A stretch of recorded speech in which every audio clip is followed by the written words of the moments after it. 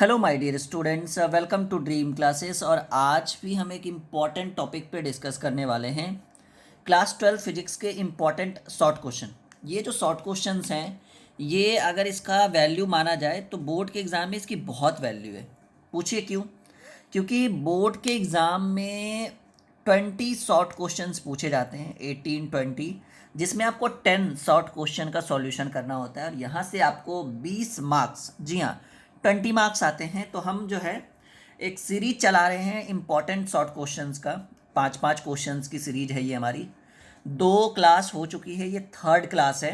बीच बीच में हम क्लास के बीच में लाते हैं और ये थर्ड क्लास है। और आज भी हम इम्पॉर्टेंट 5 महत्वपूर्ण क्लास 12 फिजिक्स का 5 महत्वपूर्ण इम्पॉर्टेंट शॉर्ट क्वेश्चन सीखेंगे। और एक चीज़ याद रखिएगा, ये शॉर्ट क्वेश्चन बिल्कुल हम बोर्ड के मद्देनज़र रखते हुए, ठीक है, बोर्ड एग्ज़ाम में बिल्कुल इसकी गारंटी है कि ये शॉर्ट क्वेश्चंस आपको एग्ज़ाम में देखने को मे बी मिल सकता है। चलिए शुरू करते हैं आज की क्लास को। गुड इवनिंग सभी का, नमस्कार, स्वागत आप सभी का आज के इस स्पेशल क्लास में। बिल्कुल हार्दिक अभिनंदन है। और आज हम लोग करेंगे अध्याय 2, विद्युत विभव और तीव्रता, इलेक्ट्रिक पोटेंशियल एंड इंटेंसिटी। ये क्लास 12 फिजिक्स का एक इंपॉर्टेंट टॉपिक है और आज हम लोग, ये इलेक्ट्रोस्टैटिक्स का ही एरिया है, ठीक है, पार्ट बाय पार्ट हमने इसको डिवाइड कर दिया।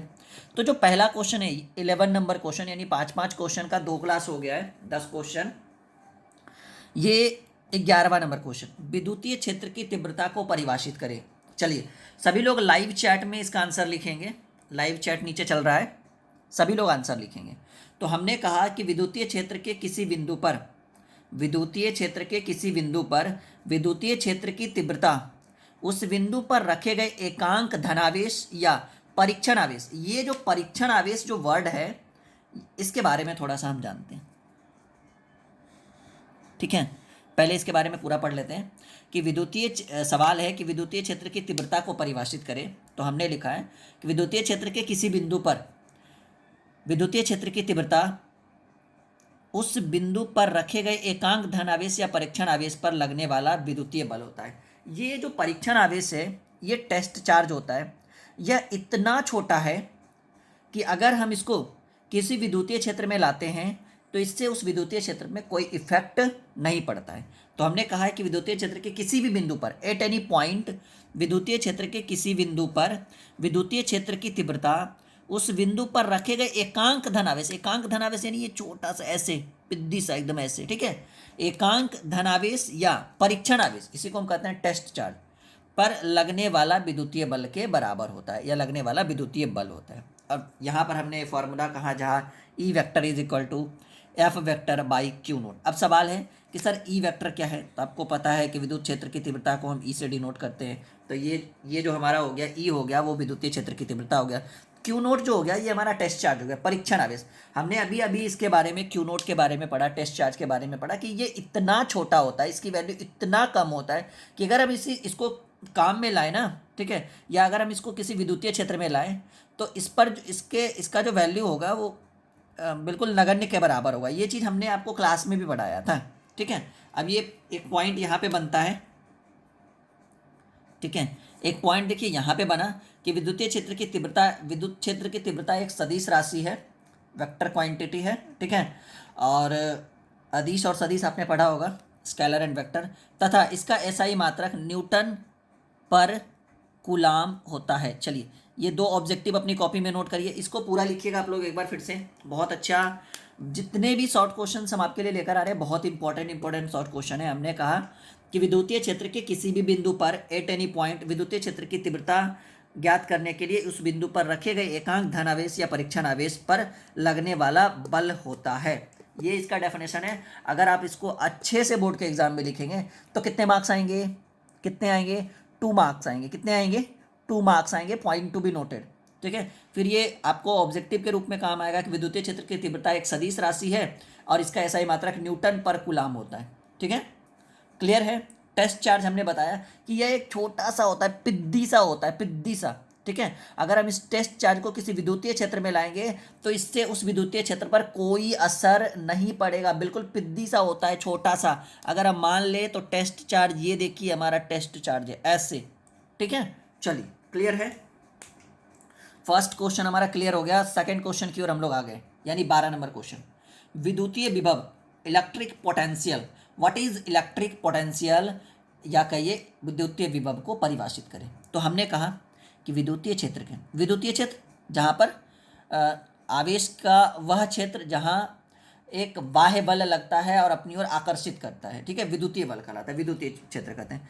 तो हमने कहा कि विद्युतीय क्षेत्र के किसी बिंदु तक, विद्युतीय क्षेत्र जहाँ तक विद्युत क्षेत्र रेखाएं गमन करती है, ठीक है, विद्युतीय क्षेत्र के किसी बिंदु तक एकांक धन आवेश को, एकांक धन आवेश को अनंत से, एकांक धन आवेश को अनंत से उस बिंदु तक लाने में किए गए कार्य को, मतलब एकांक धन आवेश को अनंत से लेकर कहाँ तक, उस बिंदु पर, यानी विद्युतीय क्षेत्र तक लाने में किए गए कार्य के बराबर होता है, विद्युतीय विभव कहलाता है। विद्युतीय विभव विद्युतीय क्षेत्र के किसी बिंदु तक, विद्युतीय क्षेत्र के किसी बिंदु तक एकांक धन आवेश को अनंत से इनफाइनाइट से उस बिंदु तक लाने में किए गए कार्य के बराबर होता है, विद्युतीय विभव कहलाता है, इलेक्ट्रिक पोटेंशियल कहलाता है। मतलब सीधे सीधे कहिए, विद्युतीय क्षेत्र के किसी बिंदु तक एकांक धन आवेश जो हमारा रहेगा उसको हम कहाँ से लाएंगे, अनंत से लाएंगे विद्युतीय क्षेत्र तक, ठीक है, और उससे उसको यहाँ से यहाँ तक लाने में जो कार्य करेंगे वो हमारा कहलाएगा विद्युतीय विभव। क्लियर है? इसके बारे में थोड़ा सा और देखेंगे। हमने इसके बारे में लिखा, देखिए ये कुछ काम देगा आपको। जैसे, वेट करिए, ठीक है, थोड़ा लाल पीला रहता है ना, बच्चा थोड़ा ज़्यादा अट्रैक्ट होता है। वेट वेट वेट वेट जैसे भी हमने लिखा कि माना कि Q आवेश को, माना कि Q आवेश को अनंत से, माना कि Q आवेश को अनंत से किसी बिंदु तक लाने में W कार्य किया गया। माना कि Q आवेश को, मतलब कोई आवेश है उसको अनंत से किसी बिंदु तक लाने में W कार्य किया गया, तो उस बिंदु पर विद्युतीय विभव V बराबर W/Q होगा। ये फॉर्मूला बनेगा जी, विद्युतीय विभव V बराबर W/Q, सॉरी, विद्युतीय विभव V बराबर W/Q। हमने कहा कि माना कि Q आवेश को अनंत से किसी बिंदु तक लाने में W कार्य करना पड़ा, तो उस बिंदु पर विद्युतीय विभव V का जो मान होगा वो W/Q होगा, W/Q होगा। और वहीं से अगर W की बात करें तो ये Q भाग में इधर आएगा, गुना में, यानी किया गया कार्य W बराबर जो होगा वो VQ होगा। V जो होगा विद्युतीय विभव, Q हमारा आवेश हो जाएगा, जहाँ V बराबर विद्युतीय विभव। अब देखिए इसके बारे में भी बहुत इंपॉर्टेंट बातें हैं जो आपको पूछेगा एग्जाम्पल में, ठीक है, यहाँ पीछे भी हमने करा था, ठीक है। हमने लिखा कि विद्युतीय विभव एक अदिश राशि है, ठीक है, विद्युतीय विभव एक अदिश राशि है और इसका एसआई मात्रक जूल प्रति कूलाम या वोल्ट होता है, ठीक है, जिसका एसआई मात्रक जूल प्रति कूलाम या आप वोल्ट भी कह सकते हो। ये बहुत इंपॉर्टेंट टॉपिक है। ये देखिए वन लाइनर जो है ना, ये आपके एग्जाम को बहुत निखारेगा, बहुत संवारेगा, ठीक है। और एक बात और, जो बच्चा 12th का पेपर दे रहा है, 10th का पेपर दे रहा है इस बार, वो ड्रीम क्लासेस का लर्निंग ऐप प्ले स्टोर से डाउनलोड कर लेगा। वीडियो के डिस्क्रिप्शन में भी मैंने ड्रीम क्लासेस के लर्निंग ऐप को का लिंक दे दिया है। ऐप को डाउनलोड करने के बाद जब वो साइन इन हो जाए ना, तो आप चैट के बगल में स्टोर होगा, नीचे आपको बहुत सारे ऑप्शन दिखेंगे, होम, चैट, स्टोर, प्रोफाइल। तो आप जब भी जाना तो स्टोर पे जाना, क्योंकि आपको जितने भी कोर्सेज मिलेंगे स्टोर पे मिलेंगे। फिर स्टोर में थोड़ा सा नीचे करोगे, व्यू ऑल दिखेगा, लगभग वहाँ 25 टीचर है। और एक बात और, जो बच्चा हिंदी और इंग्लिश की तैयारी करना चाहता है, जैसे फिजिक्स, केमिस्ट्री, बायो, मैथ तो सब कोई पढ़ा रहा है, लेकिन जो बच्चा है 12th हिंदी और English, 100 marks Hindi, 100 marks English की तैयारी करना चाहता है, साथ में ग्रामर, व्याकरण, ठीक है, तो उसका एक कंप्लीट कोर्स हमारे ऐप पे आ चुका है, लॉन्च हो चुका है। बस आपको उसको खोलना है, कोर्स में ज्वाइन होना है, ठीक है, बस आपका काम है उस चीज़ को करना। हाँ, फीस की बात बहुत छोटा सा, जितना आपके कोचिंग की 1 महीने की फीस है उतना में हम 1 साल पढ़ेंगे, हमारा एक ही कथन है, और उतना में हम करते भी, ऐसा नहीं कि अभी बोल दिया वहाँ पे बच्चा गया तो अरे बहुत फीस है, नहीं, वैसा कुछ नहीं। विद्युतीय द्विध्रुव आघूर्ण, इलेक्ट्रिक डाइपोल मूवमेंट को परिभाषित करें। ये बड़ा इंपॉर्टेंट है जी, लिखिएगा, नोट करिएगा।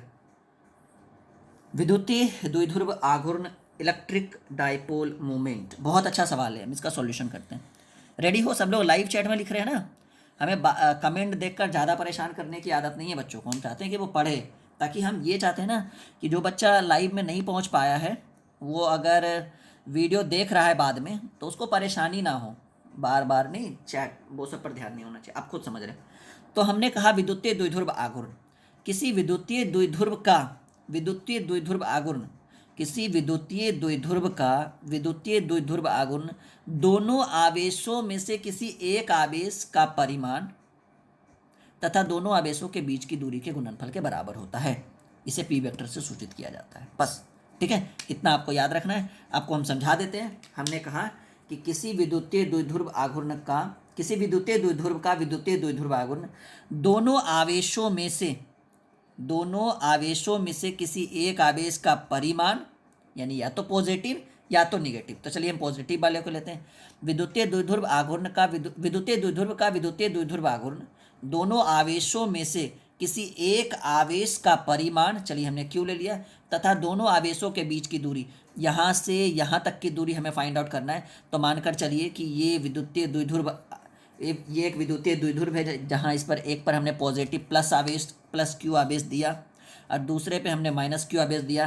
केंद्र बिंदु जो है, ये केंद्र बिंदु है, ये ओ है, मानकर चलिए ये ओ है केंद्र बिंदु। यहाँ से यहाँ तक की दूरी को यल लिखा गया है, यहाँ से यहाँ तक की दूरी को यल लिखा गया है। तो यहाँ से यहाँ तक की दूरी को 2l लिख सकते हैं, क्योंकि लंबाई को हम l से डिनोट करते हैं। तो ये l, तो ये टोटल कितना 2l। तो हमने कहा कि दोनों में से किसी एक आवेश का परिमाण, इसे हम पी वेक्टर से सूचित करेंगे। तो हम इसको ऐसे लिख सकते हैं कि पी वेक्टर यानी विद्युतीय द्विध्रुव आघूर्ण पी वेक्टर बराबर, हमने कहा दोनों आवेशों में से किसी एक आवेश का परिमाण। चलिए कोई एक आवेश हम लेते हैं Q, ठीक है, तथा दोनों आवेशों के बीच की दूरी, यहाँ से L, तो दोनों आवेशों के बीच की दूरी और इन दोनों के गुणनफल के बराबर होता है। यानी P वेक्टर बराबर हम इसको लिख सकते हैं Q इंटू 2L। यही चीज़ यहाँ पे किया गया है, ठीक है। यानी सिंपल सा ये लॉजिक था जिसको हमने क्लियर कर दिया। अब हम इसके बारे में थोड़ा सा देखेंगे, ठीक है। क्लियर, मज़ा आ रहा है नहीं? अच्छा, अपने फ्रेंड को भी शेयर करना है ये वीडियो, ठीक है, अगर आपको अच्छा लगे तो, ताकि आपके फ्रेंड भी आपके साथ जुड़ सकें। देखिए एक कंप्लीट पैकेज यहाँ पे हम आपको देंगे, और ड्रीम क्लासेस का लर्निंग ऐप की तो बात ही मत करिए, वहाँ तो आपको एक से एक कोर्सेस आपको मिल जाएगी। जो बच्चा इंग्लिश मीडियम से वो भी खरीद सकता है। विद्युतीय द्विध्रुव आघूर्ण एक सदिश राशि है, इसका एसआई मात्रक कूलाम मीटर होता है। ये देखिए बहुत इंपॉर्टेंट है, पूछेगा ऑब्जेक्टिव में। देखिए हर ऑब्जेक्टिव में यही सब पूछेगा जी। विद्युतीय द्विध्रुव आघूर्ण एक सदिश राशि है, इसका एसआई मात्रक कूलाम मीटर है, या इसका एक अन्य मात्रक डेवाई, ये पूछेगा। ये भी इंपॉर्टेंट है जी, नोट करिएगा, ठीक है, कि विद्युतीय द्विध्रुव आघूर्ण का एक एसआई मात्रक कूलाम मीटर है और दूसरा डेवाई।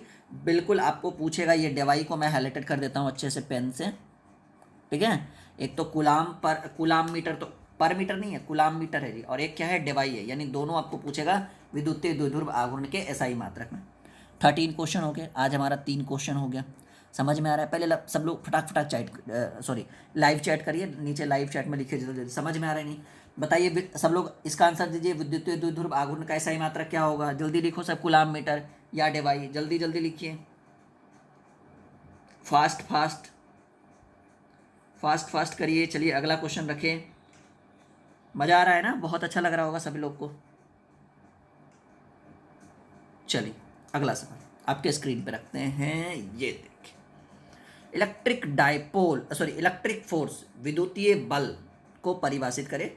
फिर एक क्वेश्चन हमारा है समविभवी तल। ये दोनों बहुत मज़ेदार क्वेश्चन हम आपके सामने रखने वाले हैं। तो पहले हम कौन सा कर ले? पहले हम कर लेते ऊपर वाला। 14 नंबर क्वेश्चन, इलेक्ट्रिक फोर्स विद्युतीय बल को परिभाषित करेंगे। तो हमने लिखा है कि जब किसी आवेश को विद्युतीय क्षेत्र में रखा जाता है, इलेक्ट्रिक फील्ड में रखा जाता है, विद्युतीय क्षेत्र में रखा जाता है, तो विद्युतीय क्षेत्र के द्वारा जब किसी आवेश को, अगर हम किसी Q आवेश को हम विद्युतीय क्षेत्र में रखेंगे, तो विद्युतीय क्षेत्र के द्वारा आवेश Q पर एक बल लगता है, जैसे विद्युतीय बल का। एकदम सिंपल सा फंडा है। सिंपल सा मानिए कि ये एक आवेश Q है हमारे पास, ये एक आवेश है, मानकर चलिए ये एक आवेश है। इस आवेश को हमने उठाकर कहाँ रख दिया? विद्युतीय क्षेत्र में रख दिया, ठीक है। तो विद्युतीय क्षेत्र के द्वारा इस आवेश पर एक फोर्स लगेगा, एक बल लगेगा, ठीक है। मानकर चलिए इस आवेश को हमने इस विद्युतीय क्षेत्र में ऐसे में रख दिया, तो इस आवेश पर एक बल लगेगा विद्युतीय क्षेत्र के द्वारा, और उस बल को हम क्या कहेंगे? विद्युतीय बल कहेंगे। सिंपल सा फंडा है कि जब किसी आवेश को किसी विद्युतीय क्षेत्र में रखा जाता है, तो विद्युतीय क्षेत्र के द्वारा आवेश पर एक फोर्स लगता है, एक बल लगता है, जिसे हम लोग विद्युतीय बल कहते हैं। क्लियर है? 15 नंबर क्वेश्चन पे आते हैं।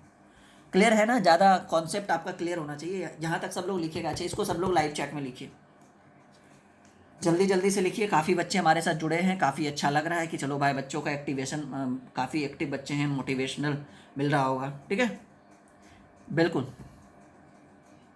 आप इस तरह के हैंड रिटन नोट्स को भी परचेज कर सकते हैं हमारे ड्रीम क्लासेस के थ्रू। ठीक है, हेल्पलाइन नंबर तो आपको स्क्रीन पे दिख रहा है। अच्छा हाँ, वो जो आपको हेल्पलाइन नंबर दिख रहा है ये बिल्कुल वेरीफाइड है, जेन्युइन है, हमारी टीम का हेल्पलाइन नंबर है। आप कभी भी कांटेक्ट कर सकते हो, खास करके व्हाट्सअप पे बिल्कुल कर सकते हो सकता है फ़ोन हमारी टीम ना उठा पाए इस कारण से, कभी कभी थोड़ा बिजी भी रहते हैं ना। चलिए, नाउ फाइनल क्वेश्चन देखिए, इसके बाद मैंने बनाया नहीं है, बनाते जाते हैं, पढ़ाते जाते हैं। समविभवी तल को परिभाषित करें। समविभवी तल को परिभाषित करें और इसकी दो विशेषताओं को लिखें।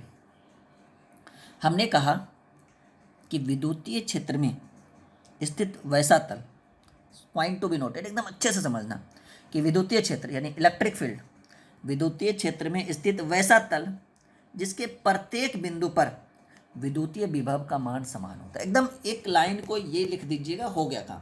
ठीक है, विशेषताएं तो खैर बात की बात है, ये पूछेगा आपको, ये वीवीआई करिए, इसको आप क्या करिए, वीवीआई करिए, क्योंकि ये प्रीवियस ईयर पूछा गया क्वेश्चन है। क्लियर है?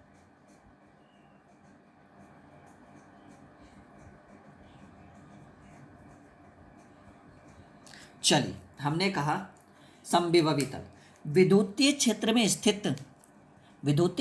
स्थित वैसा तल जिसके प्रत्येक बिंदु पर, हर एक बिंदु पर विद्युतीय विभव का मान समान होता है, समविभवी तल, या इसे हम समविभवी सतह के नाम से भी जानते हैं। मतलब विद्युतीय क्षेत्र में स्थित वैसा तल जिसके प्रत्येक बिंदु पर किसका मान समान होगा, विद्युतीय विभव का मान तब समान होगा।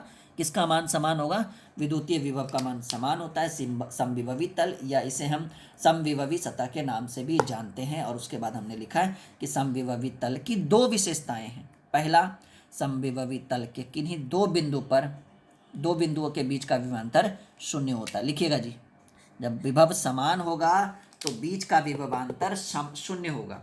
पहली विशेषता पूछेगा डायरेक्टली, यही पूछ दे 2 नंबर का कि समविभवी तल की दो विशेषताओं को लिखो, तो हम पहला कहेंगे समविभवी तल के किन्हीं दो बिंदुओं के बीच का विभवांतर शून्य होता है, 0 होता है। और दूसरा हम कहेंगे समविभवी